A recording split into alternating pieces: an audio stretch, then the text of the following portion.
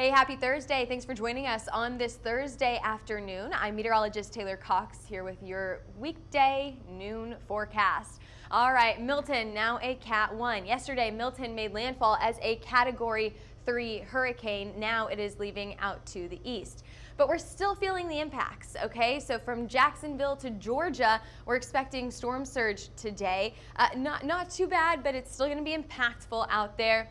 And we've also got a new headline that doesn't have to do with Milton. We've been talking about Milton. Now we are talking about some cooler temperatures up through New England. They do have some freeze warnings in effect for tomorrow, so we're finally getting that fall-like feel. But first, let's talk about the hurricane yesterday. There you go. Milton made landfall yesterday evening, a little bit earlier than what we expected from this storm. So we expected this around midnight. Milton said, I'm ready. Let's make landfall now. Ahead of landfall, holy moly, look at all of those tornadoes yesterday. We had 126 tornado warnings. That is now the record, or the second highest for state tornado warnings ever. So the highest number of tornado warnings issued in a state ever, the second highest there. We have that stat actually on our social media if you're curious about it. Yeah, so just a ton of tornadoes before Milton made landfall, and then of course this storm did make landfall, and you have the flooding, and you have the rain, and you have the high winds with this storm as well. So we had a lot going on yesterday. A little bit of everything. The storm, a lot of the reports that I'm hearing is that it was stronger on the backside in terms of those winds. So on the west side of the storm, after the eye had hit, that's whenever they really got high winds picking up. Let's take a look at your rainfall totals from yesterday. Really impressive rainfall totals out in Tampa. They were expecting to break a record that they broke just earlier this year. They were expecting to break a rainfall record here for, I think it was rainfall within an hour. So their rainfall rates were really high yesterday, obviously. 11, 12 inches is what we're expecting to get for your rainfall total out of Tampa. Obviously, that goes down as you head into Jacksonville and then to the south into Miami. Now, what about the rest of the country? Well, right now we are pretty dry across the country. We are dry basically everywhere except for just a few little showers in Oklahoma and Kansas. Nothing severe expected with this. Through your New England states, you've got a few clouds out there, maybe a few showers going on. There are your hurricane, tropical storm watches and warnings, and we'll get to that in just a few minutes. And then we've got some showers into Montana and Idaho, a few showers down in Oklahoma and Kansas as well. Maybe even a storm out there, but nothing severe is what we're expecting today. Alrighty, 80 degrees right now in Oklahoma City, 82 in Dallas, 76 up in Chandler. There's your few little showers going through the metro right now, 81 in Dallas right now.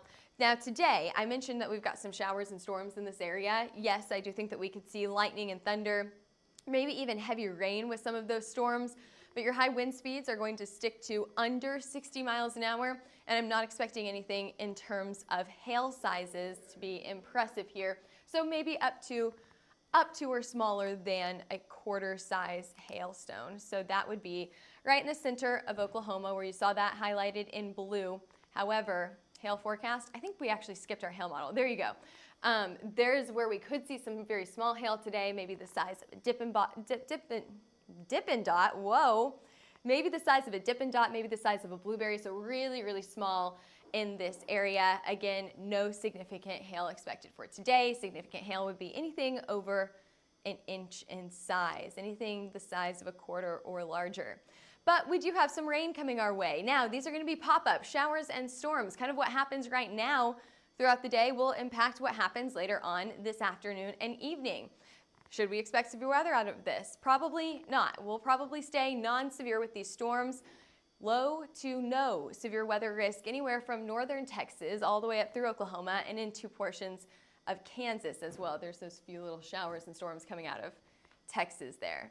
Now taking a look at the future radar, bringing you back down to Milton. So you can see those showers and storms are moving off to the east, moving off the east coast here. Now this is going to bring still some high winds along the east coast, but we're not expecting anything to be too extreme as this continues to get farther and farther away. The good news with this is that it will continue to track out to the east. It's not going to do anything funky and curve back up to the north. So that's really good news.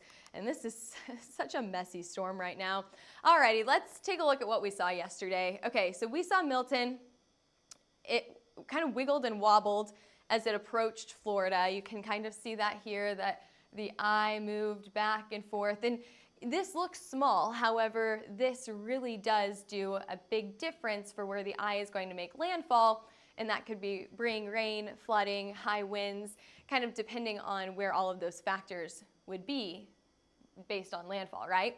So Milton kind of wiggled and wobbled out in the Gulf before it finally made landfall, just to the south of Tampa and Siesta Key yesterday evening, 8:30 Eastern Time, 7:30 Central Time, and it was a Category 3 storm. Now a Category 1 that will continue, as I mentioned, to track off to the east, most likely expected to weaken to a tropical storm or post-tropical storm later on today.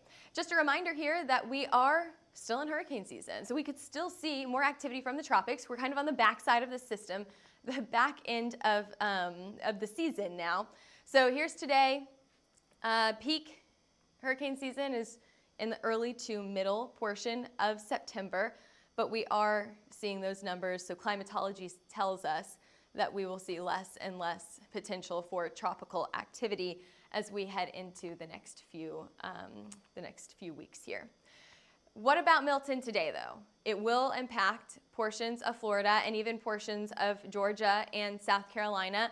You can see from our storm surge potential here, 3 to 5 feet expected.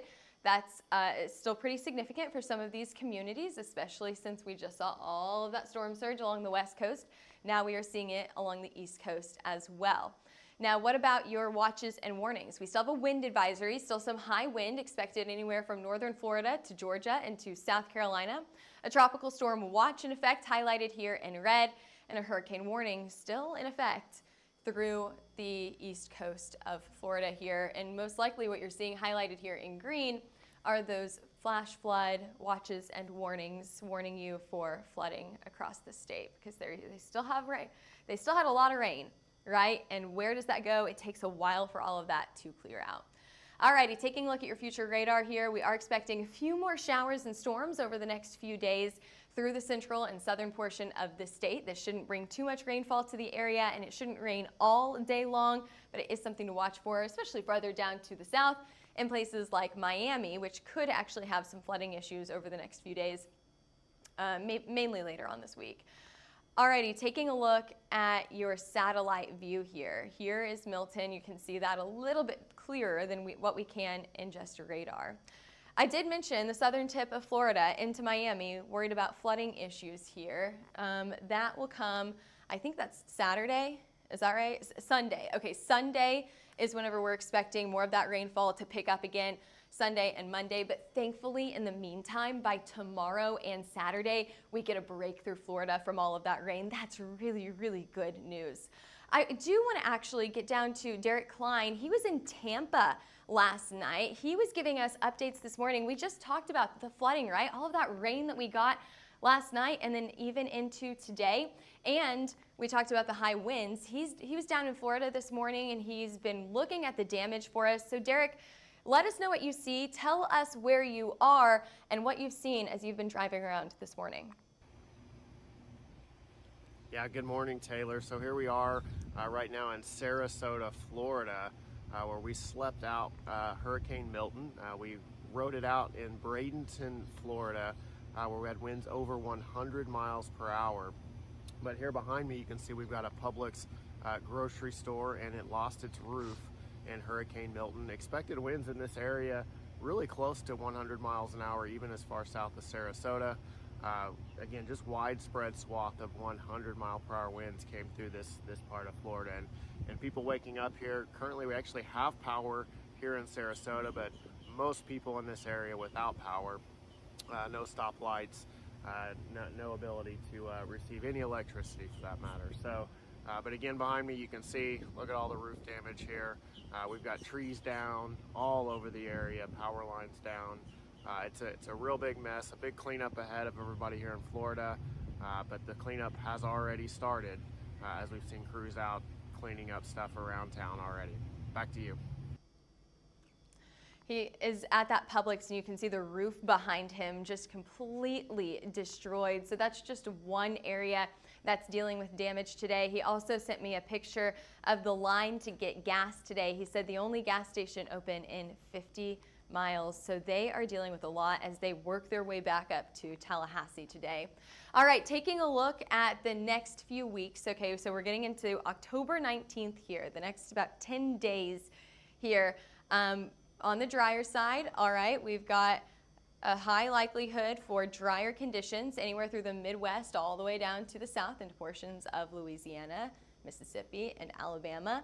We could see drier conditions here in Oklahoma and through the plains as well. However, I do think that we're in store for a pattern change. So as we get into the end of October, we should start to see a little bit more rainfall, wet weather happening, and some of those cooler conditions. But until then, we're above average. You can see those temperatures are in the 90s, 91 in Dallas. Temperatures still staying really warm in the southern side of California and into Arizona. Temperatures farther up to the north into the 60s for your weekend. It looks like a nice fall weekend. I know we're starting to get some foliage up here. That'll be really, really nice. 86 in St. Louis for your Saturday, 90 degrees down in Shreveport. I know some people are going to the OU Texas game down in Dallas tomorrow. It's going to be a warm one. Don't forget your sunscreen either if you wear short sleeves. You still got to put on sunscreen this time of the year. 99, holy moly, it's going to be hot on Sunday down in Dallas. 87 here in Oklahoma City, and then we've got the 90s farther down to the south and to San Antonio and Houston. Look at that cold air start to move on in. Woo, we're getting almost to that freezing mark.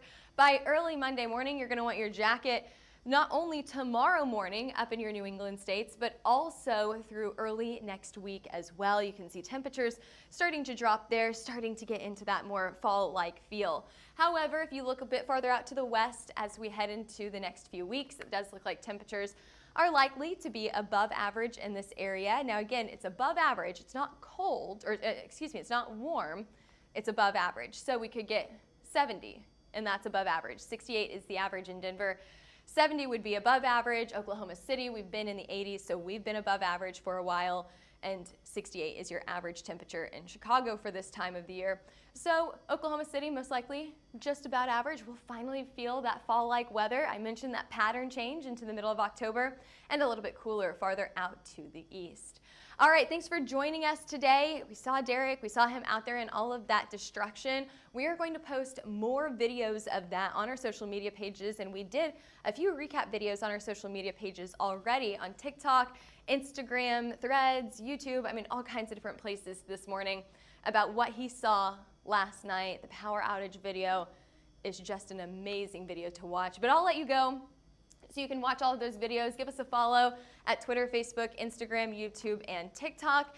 And call us if you're interested in any hail, wind, or tornado maps at 855-334-4245, or even email us at info@hailtrace.com. We also have a website that you can go onto and get more information about our wind, hail, and tornado maps. All right, thanks for joining us on this Thursday afternoon. We'll see you back here, same time, same place for your Friday forecast tomorrow.